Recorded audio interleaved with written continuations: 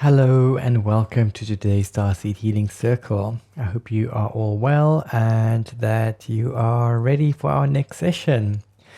So in today's session, this is our last Egypt journey. It's finally come to an end. It's the last day. So we're going to do one little final visit to Egypt, and then we are going to look at our balance for today, which is going to be the Wands of Horus cards combined with a Vortex Circle and then a Vortex alignment. So let's dive in. Let's start with our tuning. Perhaps close your eyes. Take a nice, slow, deep breath in and out. And just think about what it is that you would like to call into your life today. What would you like to manifest? What would you like to heal? What would you like to release? What is your focus for today's session? When you're ready, open your eyes and allow your eyes to very gently rest upon the light code.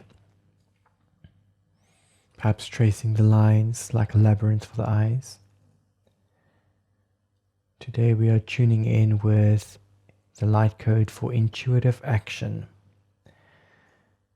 So allowing intuition to guide and for us to take action on the intuitive nudges that come our way. Keep your focus on your goal for today, what you would like to heal, what you would like to release, what you would like to let go of, what you would like to call into your life.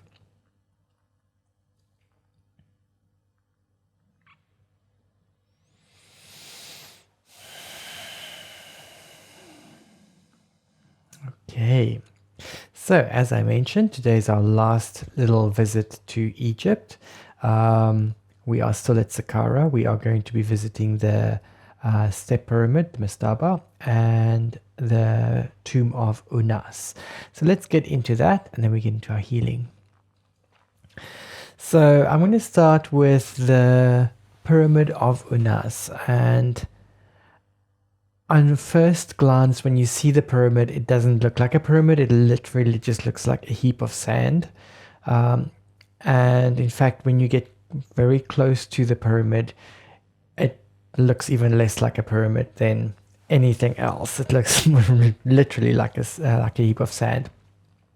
This particular pyramid is one of the smallest pyramids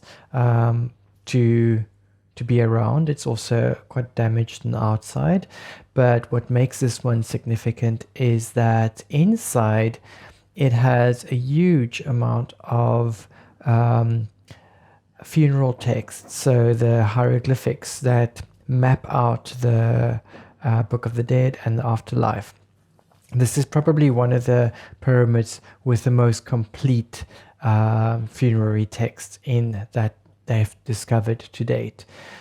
So when we got to Saqqara, this was one of those temples or tombs where I said I have to go to. And what made this one a little bit more of a, I don't want to say rush, but we really had to get there, was that the Saqqara complex is massive. And we had spent a lot of time in all the peripheral areas where there wasn't a lot of tourists around. And this particular tomb closes earlier than the other ones. I think it closes around 2 o'clock in the afternoon, where the rest of the complex closes at 4 or 5. So we had to really rush to get from the one side to this side so that there can be enough time to get in. As we got to the front door, remembering what happened in the Great Pyramid, I realized, ooh, this is going to be a hot one. So I actually found a piece of like a cardboard box that was standing on the side, and I tore off 3 corners, so one for each of us, so that we can have a little bit of a fan. And it's a good thing we did that, because this pyramid was very, very hot inside. So let's have a look. So going in, going down was a very small passage. Again, it's one of those where you have to be folded double. Once you are in, then you can stand up, and it's quite nice.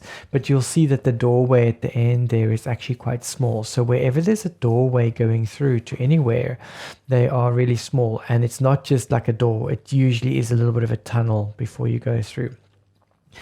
Beautifully preserved, this particular pyramid. The hieroglyphs in here are just exquisite, and I could easily spend an entire day here just with the text and just reading what is there. In this particular tomb, there was no major graphics or paintings. The graphics came in the form of these patterns, and in the patterns that you see on the right hand side, they are all carved out of alabaster. So the end part where the sarcophagus is in this particular tomb, they have 3 walls that are complete solid alabaster, and on first glance you don't notice it, but one of the guides actually shone a torchlight into the wall, and you could see how the wall just lit up and was like glowing, while if you shone it onto another part of the wall, it would be dull. So the whole end was done in alabaster. So alabaster obviously would bring some light in, and it will also bring in the color. So if you look at the left image, the sarcophagus is that dark line that you've got further down. So the back wall would be that alabaster wall. Here is just on the other side of the doorway. So Walter and Mariam here in the white, they're standing in front of it. I'm kneeled down in front of the doorway because that's the only way you can get in. So that's why it looks like we can see the people fully, but it literally is, you are folded double. You either have to go in on your haunches or you've got to crawl through. Some of the color that's preserved in this particular tomb. So that blue is just really, really beautiful. This blue is one of the themes that go through this particular tomb. So from there, we went over to the main step pyramid that is known, Saqqara is known for this particular step pyramid. I think they said it is 60 meters tall, but now looking at this, it looks like it could be taller. I don't know. I think it's about 60 meters tall, and the tunnels that goes down for about 30 meters into the earth. So from a pyramid perspective, this is quite a big one, but on the internal side, there's not that many passages that you are able to get into. So going down, there's these passages, you can stand up in them. They've got pillars and all kinds of things going through here, and it literally is a straight line going through. But when you get to the end, you get to this big, massive drop down. So on the left, this is us looking down a massive shaft, and this is the one that goes 30 meters down. And at the bottom, those blocks are actually the blocks that was used to cover the tomb or the sarcophagus. On this side, if you look on the left side, there's a sort of slope down that is one of those air vents, and there's another gap on the right of that left photo where there's more air tubes and things like that going in.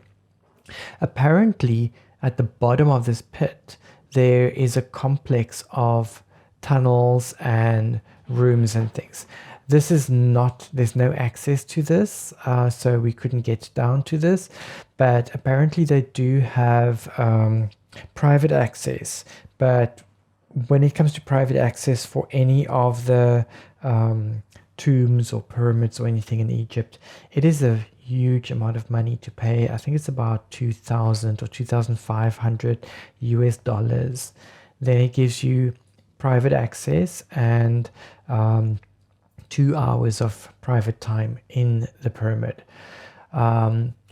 So I said that if I'm going back to Egypt, which may happen this year again, I am organizing a 2-hour session in here to do a ceremony or a ritual or something, even if it's just a meditation, because the energy within this pyramid was just really, really amazing.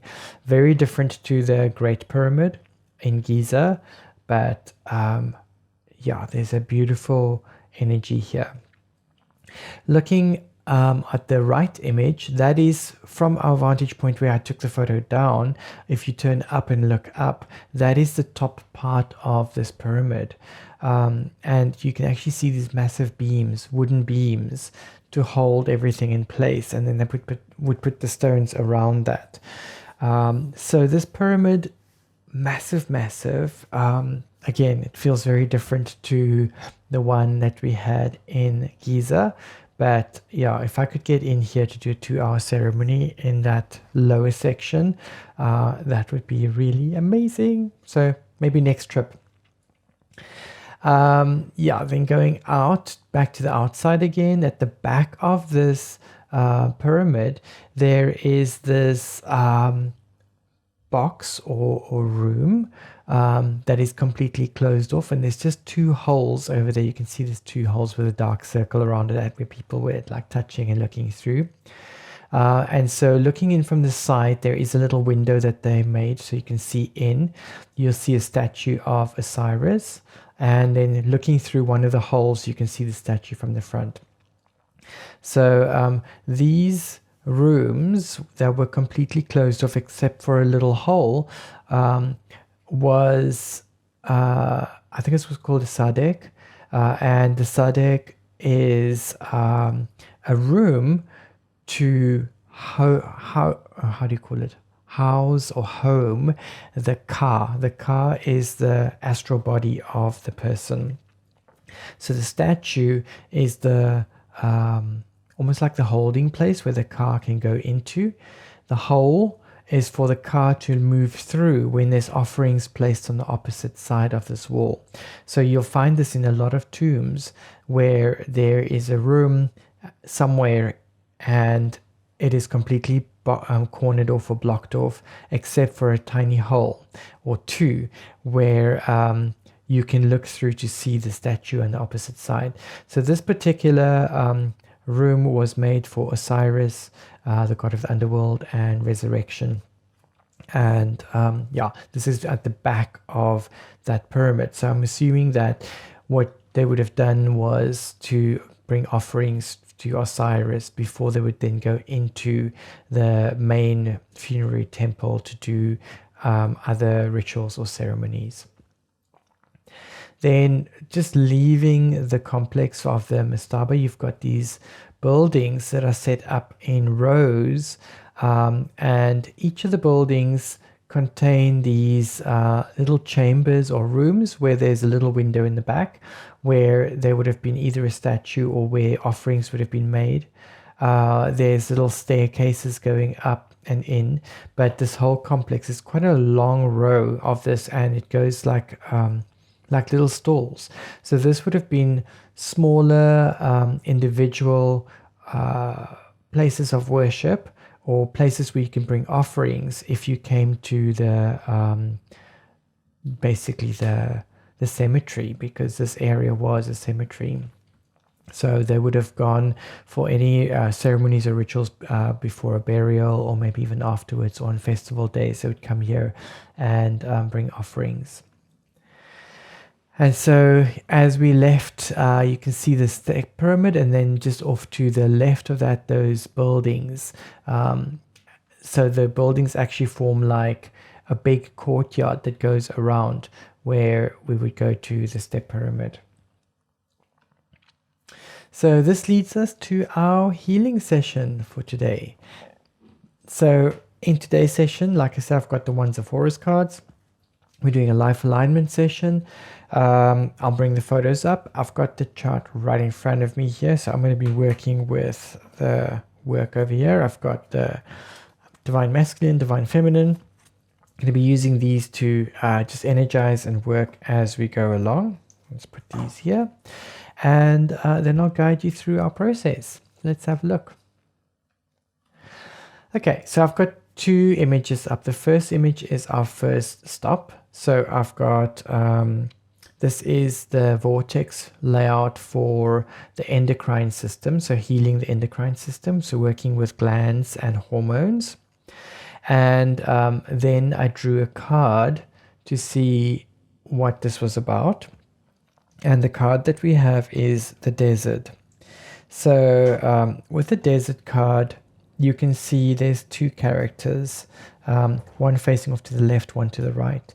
So the one facing off to the left is holding a fresh young plant that's alive, and it's got 9 leaves. So this indicates the potential for life and for growth. But this person is blindfolded, so he does not see what he's holding.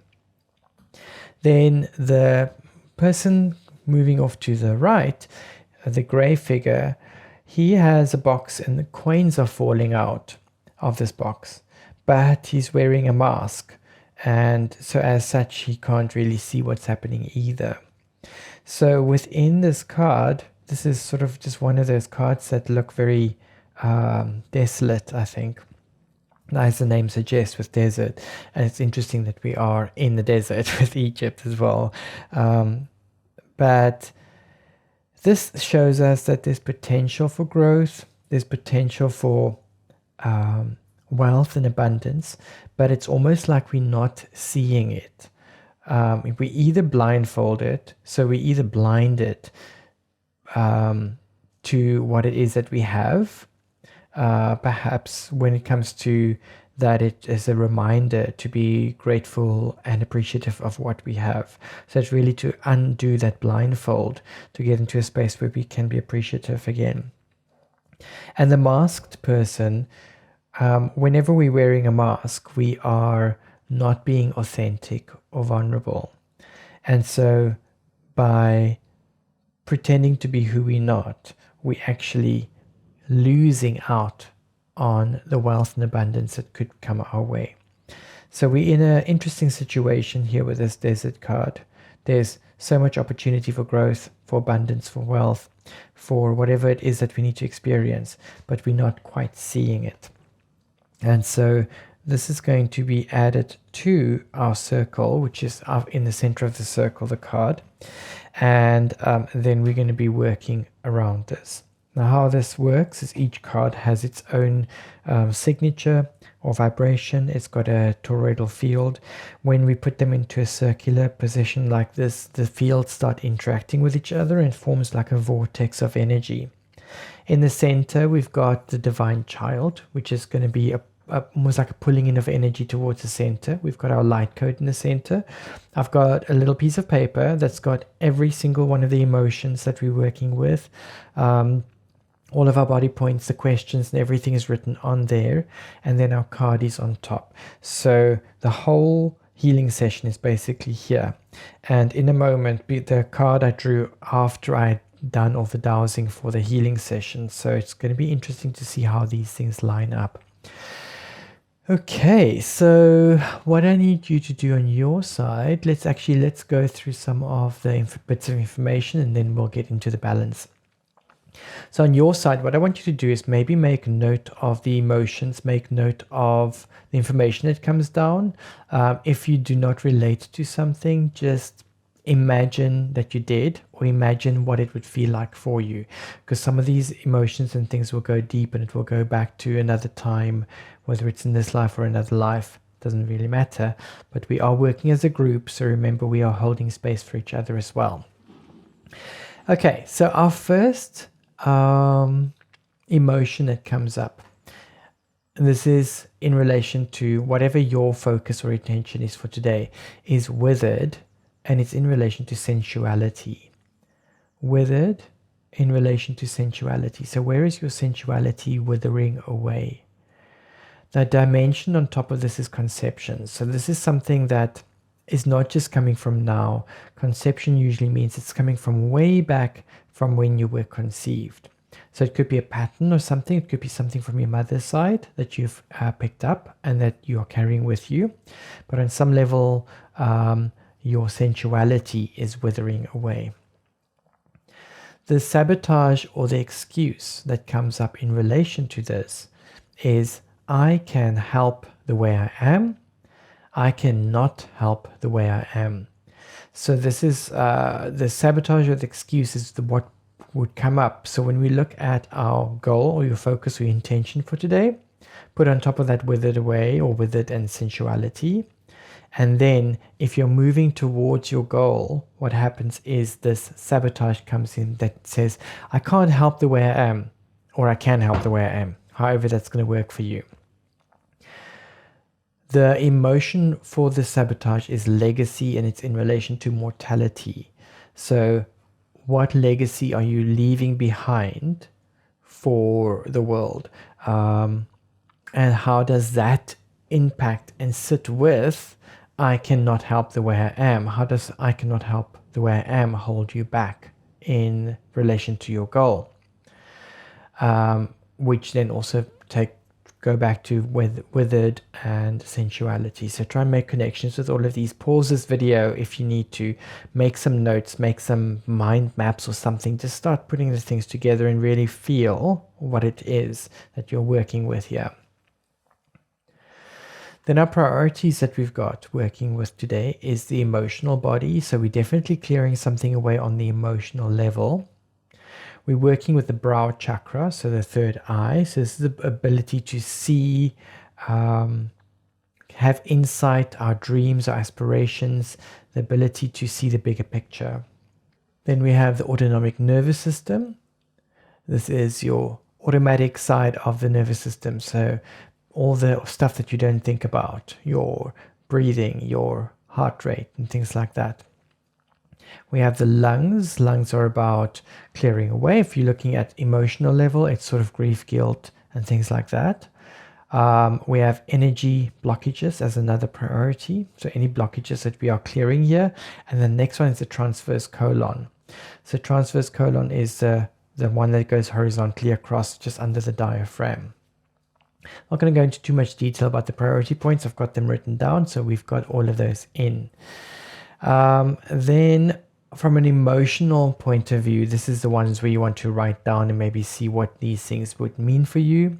The first one is dependency in relation to religion.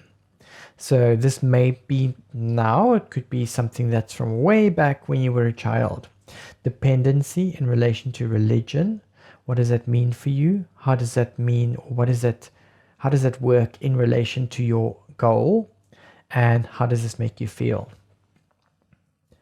Then we've got delude in relation to alternate reality. Delude in relation to alternate reality. So what does that mean for you? So delude really is about believing something that is not true, or being misled or deceived. So what alternate reality here is, are you being misled into? What does this mean for you, and where are you going with this? Next emotion is indulge, and it's in relation to birth. Indulge in relation to birth. So yes, I don't know how we would interpret that particular one, but just see what you feel within yourself. There usually is some feeling when you hear indulge, what comes up for you.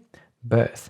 Birth could be an actual physical birth, or it could be the beginning of a new project. It could be something new that's beginning. Where are you indulging in birth, or where perhaps should you be indulging in birth? Then we've got broken-hearted, and it's in relation to virtue. Broken-hearted in relation to virtue. Where do you feel it is virtuous to have a broken heart? And immediately I think about, I can't help the way that I am. So it's almost like there's a callback to that one as well. And then we have arrogant in relation to alliance. Arrogant in relation to alliance. So alliance to whom, or what, or where, and how does that make you arrogant, perhaps? And how does that fit in with your goal? Then we have a dimension, and the dimension is miasm, and it's connected to brokenhearted in relation to virtue. So whenever miasm comes up, it is something that comes from your family lineage, from your DNA. It comes from your parents and their parents and their parents and their parents. So somewhere along the way, brokenhearted is seen as a virtue. When you have a broken heart, then you are virtuous. And so that forces us to think in a very specific way. Our correction points that we're going to be having, this is for us to work with, is going to be one hand on the heart and the other hand on the sacral below the navel. And so you can keep your hands on those 2 points throughout the work that we're about to do, or you can have your hands wherever it feels comfortable and just place your hands on those 2 points when you feel that you need to just push through a specific emotion. So I'm going to just switch back to our setup that we have here. And I want you to close your eyes and just think about all those things that we've mentioned. Perhaps think about any of those points that felt very, very strong for you specifically.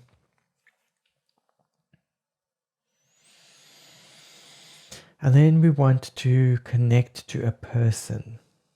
Who is this person that you need to connect to?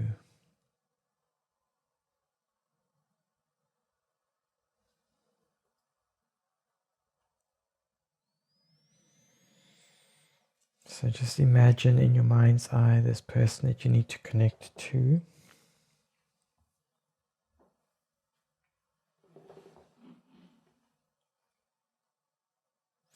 And when you connect with this person, how does that make you feel?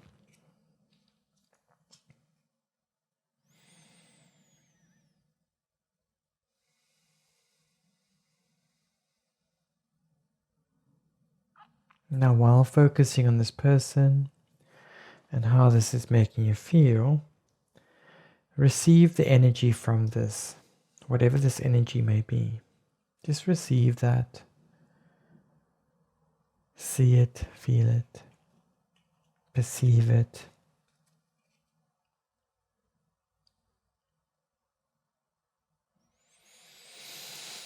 And allow yourself to go deeper. Give yourself permission to really, really feel.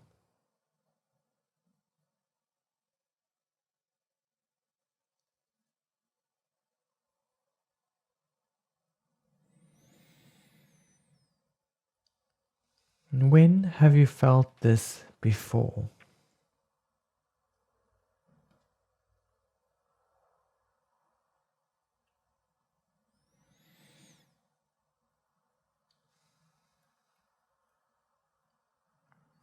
Back then, how were things different? How were things the same?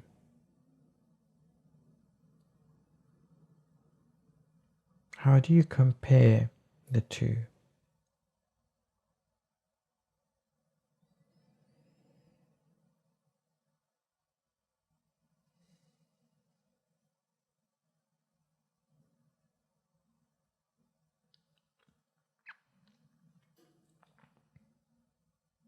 Now receive a message.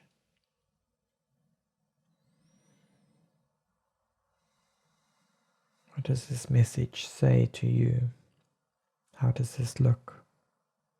It could be in words or an image, feeling. Just allow yourself to receive this.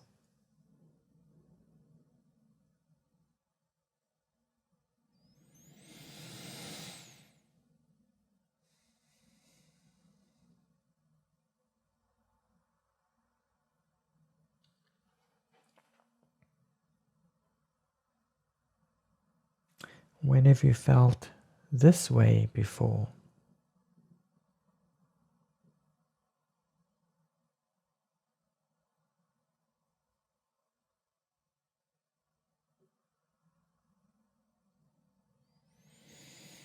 And now find a way to express that emotion.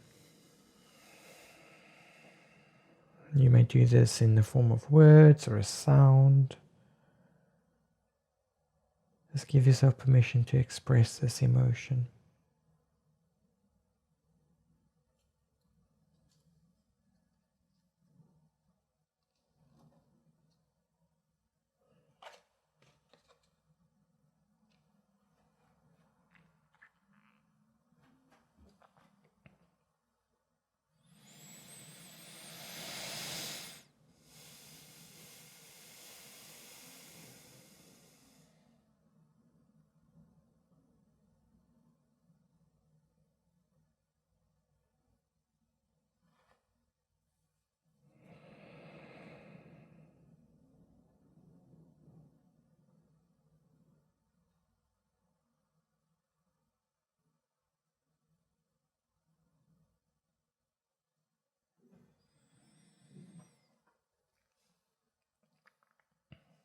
Just gently open your eyes.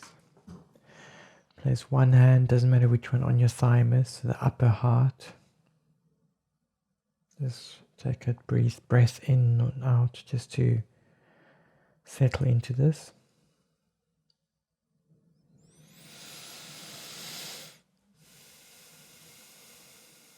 Then take your fingers together to form a little circle, like a little flower. Open it up a little bit, place that around your navel, and the other hand over your third eye.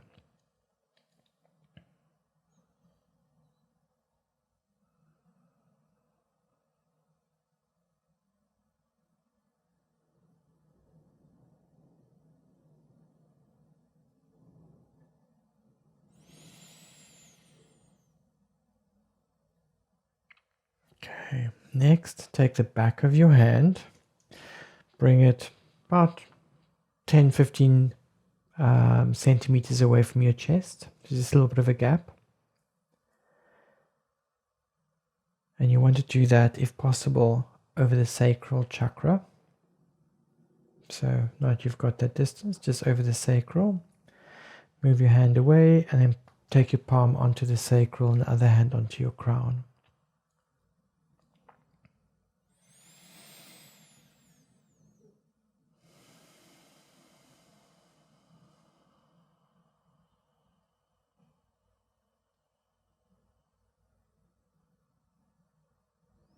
Next, you can bring all your fingers together, both hands. One is going to point to your third eye, other one is to the crown.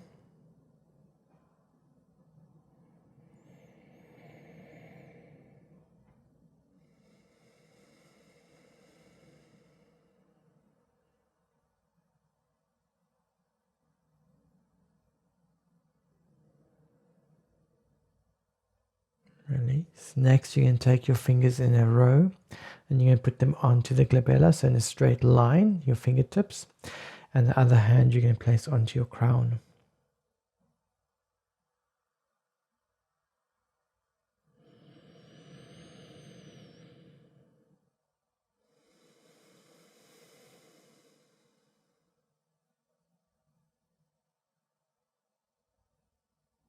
Now you can gently release that. And then I drew one more card. And what we got was Son of Water. Son of Water is really about getting into that space of sensuality, into union with deep connection with another. The moon showing that it is an accumulation of emotions. And you can see that the two figures are staring deeply into each other's eyes, bringing that intimacy and sensuality into place. So this was our goal or our outcome for today's work.